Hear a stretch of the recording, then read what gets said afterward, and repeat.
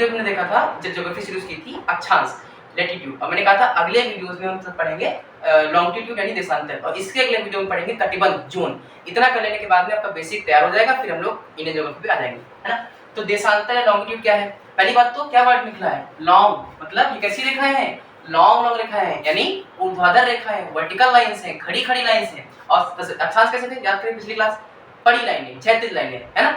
तो पहली बात तो है क्या, अगर हम आप संतरा इमेजिन करिए अपने दिमाग में, ये नॉर्थ पोल था, साउथ पोल आपको याद ही है, बीचों बीच में हमने एक रेखा खींची जिसका नाम, अब मैथ की शुरुआत कहाँ से होती है? जीरो से। तो हमने क्या कर दिया? 0 डिग्री, इसका नाम क्या कर दिया? GMT, मतलब ग्रीनविच मीन टाइम, है ना, ग्रीनविच मध्याह्न रेखा।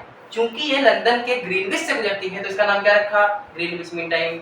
ये विश्व का क्या है? ये मानक समय है। विश्व का क्या है? मानक समय है। हम जब इंडियन ज्योग्राफी शुरू करेंगे तो ये भी बताऊंगा कि ये भारतीय मानक समय से इसका क्या संबंध है ना, IST से। तो इसके आप जानते हैं कि इधर कौन सी दिशा होती है? ईस्ट पूर्व, और इधर कौन सी होती है? वेस्ट पश्चिम। और भारत किस जगह पड़ता है? ईस्ट में। इसीलिए हम अक्सर बोलते हैं भारत का विस्तार 68 डिग्री 7 मिनट ईस्ट से 97 डिग्री 25 मिनट ईस्ट है। कभी हम ईस्ट टू वेस्ट नहीं बोलते, क्योंकि पूरा का पूरा भारत ईस्ट में होता है ना। तो ईस्ट में जाएंगे तो नंबर कैसे होते जाएंगे? प्लस, यानी ईस्ट में जाने पर समय क्या होगा? बढ़ेगा। ईस्ट में जाने पर समय बढ़ेगा, और वेस्ट में आने पर क्या होगा? समय घटेगा। यानी अगर यहाँ 12 बज जाएंगे तो आगे जाने पर 1 बजेगा, यहाँ पर क्या बजेगा? 10 बजेगा, 9 बजेगा, मतलब इससे पीछे आएंगे और उसमें जाए। और नॉर्मल मैथ का कॉन्सेप्ट है, 0 से दाईं ओर प्लस और बाईं ओर माइनस, नॉर्मल है। अब इनकी संख्या कितनी है? तो आप याद करिए, अगर पृथ्वी वृत्त है, अगर है तो 360 डिग्री का होता है ना। तो 360 डिग्री को अगर 2 से भाग करें तो कितना आएगा मित्रों? 18 दूनी 36, यानी 180 डिग्री। यानी 180 रेखाएं किधर? ईस्ट में, और 180 रेखाएं किधर? वेस्ट में। तो टोटल कितनी हो जाएगी मित्रों? 360। मगर याद रखिएगा, उसमें 181 हुई थी, पर इसमें 361 नहीं होंगी, क्योंकि ये वाली और ये वाली रेखा तो एक ही है। क्योंकि आप अगर ग्लोब को समझेंगे तो ये हिस्सा होता तो सेम ही है। तो 180 डिग्री ईस्ट और 180 डिग्री वेस्ट सेम रेखा है, जिसको हम बोलते हैं मिलाकर के क्या?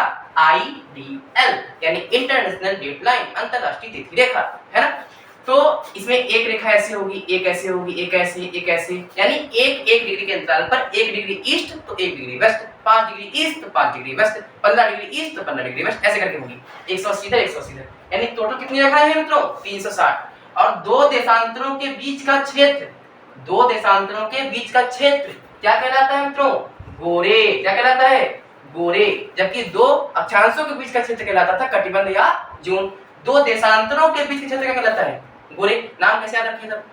कहां से गुजर रही है? लंदन से, और लंदन के लोग कैसे होते हैं? गोरे। इसका मतलब दो देशांतरों के बीच का क्या हो जाएगा? गोरे। अच्छा, इन देशांतरों के बीच की दूरी कितनी होती है मित्रों? तो अक्षांश के बीच की दूरी तो 111 किलोमीटर थी, लेकिन देशांतरों के बीच की दूरी 111.4 किलोमीटर है। मगर मित्रों, अक्षांशों के बीच की दूरी हर जगह बराबर थी, लेकिन यहाँ पर हर जगह दूरी बराबर नहीं है। सोचिए ना, एक ऐसे रेखा काटी, एक ऐसे काटी, एक ऐसे काटी, एक ऐसे काटी।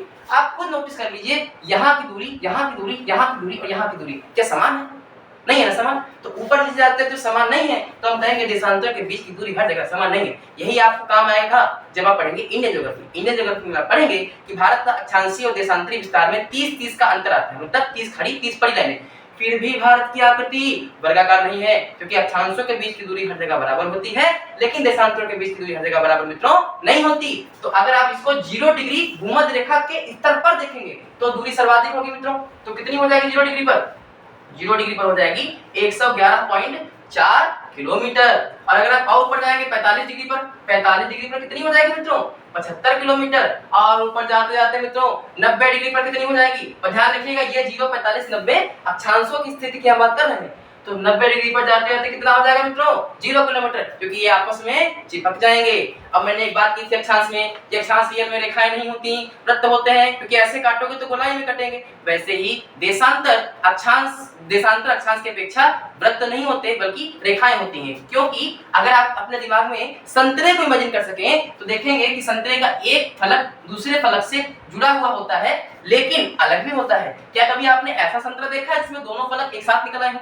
अगर एक साथ नहीं निकल सकते तो सर ये अलग है, ये अलग, तो इसका मतलब ये जब पूरा हुआ ही नहीं तो काहे का वृत्त है? तो ये रेखाएं हैं। अगर आप इसके मानक समय को देखें, मानक समय को निकालने को देखें तो मैं एक तरीका आपको बता रहा हूं जो आपको दुनिया के किसी भी देशांतर को निकालने के काम में आ जाएगा। कैसे? देखिए मित्रों, 360 डिग्री घूमने में पृथ्वी कितना समय लेती है मित्रों?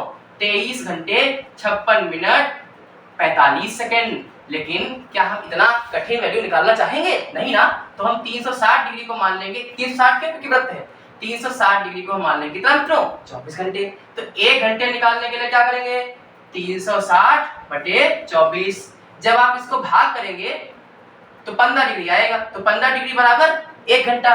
तो मित्रों 1 डिग्री की वैल्यू अगर आ गई ना मित्रों, तो किसी भी कोण की डिग्री का वैल्यू आ जाएगा, है ना। तो 1 डिग्री बराबर 1 घंटे में कितने मिनट? 60 मिनट। बटे गुणे वाला किसमें चला जाएगा? भाग में। तो 15 और 15 चक्कू 60। तो 1 डिग्री घूमने में मित्रों 4 मिनट। और ये वाली वैल्यू 1 डिग्री बराबर 4 मिनट इतनी इंपॉर्टेंट वैल्यू है, इतनी इंपॉर्टेंट वैल्यू है कि आप दुनिया के किसी भी मानक समय की तुलना किसी और मानक समय से करके उसका मानक समय निकाल सकते हैं, चाहे वो भारत का हो चाहे किसी और देश का हो। क्योंकि अगर आपको 1 डिग्री बराबर 4 मिनट का मतलब नहीं पता तो मैं आपसे कहूंगा कि 2 देशांतर हैं, एक देशांतर पर इतना समय हो रहा है, दूसरे देशांतर पर कितना समय होगा, आप बताइए। तो आप कैसे बताएंगे? तो अगर आपकी इच्छा होगी तो आप कमेंट करके बताइएगा कि क्या आपको मानक समय निकालना आना चाहिए, आपके लिए जरूरी हो, तो मैं कटिबंध के बाद में मानक समय निकालने का आपको मौका दे दूंगा। आप प्रयास करिएगा कि देशांतर तब तक पढ़ लीजिए, मैं कटिबंध आपको अगले वीडियो में पढ़ा दूंगा। और अगर आपके कमेंट अच्छे रहे, सब्सक्राइब लाइक शेयर अच्छा रहा, तो मैं कोशिश करूंगा कि आने वाले समय में आपको समय निकालना मैं सिखा दूं। वीडियो अच्छा लगा हो सब्सक्राइब लाइक शेयर कीजिए और अपना प्रेम ऐसे ही बनाए रखिए। धन्यवाद।